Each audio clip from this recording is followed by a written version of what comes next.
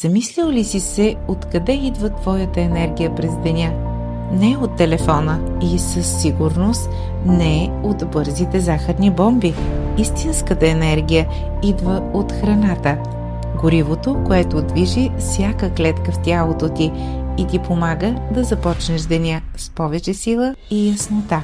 Вътре в теб има нещо като малък, но много важен двигател. Нарича се метаболизъм и работи без почивка. Когато му даваш добра, пълноценна храна, той я превръща в енергия, за да мислиш по-ясно, да се движиш по-свободно, да се концентрираш по-добре и да се чувстваш истински жив.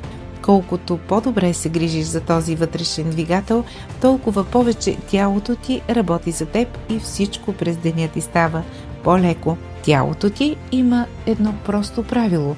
То обича баланс. Ако му даваш повече отколкото харчи, става тежко и мудно. Ако му даваш по-малко, губиш сила, фокус и настроение. Но когато намериш своя ритъм, когато ядеш разумно и без крайности, тогава тялото започва да ти помага, а не да ти пречи. Храната влияе пряко и на това как се чувстваш. Хаотичните набързо изядени неща често оставят след себе си умора и напрежение, но когато избереш нещо по-свежо и по-пълноценно, мозъкът ти се събужда, мислите стават по-ясни, настроението по-спокойно и изведнъж усещаш как имаш сила да се справиш с всичко. Енергията, от която имаш нужда, е вътре в теб. Тя не идва от забрани, а от умни избори, които правиш всеки ден. Слушай тялото си, то винаги ти подсказва какво му помага да бъде силно, бодро и в хармония.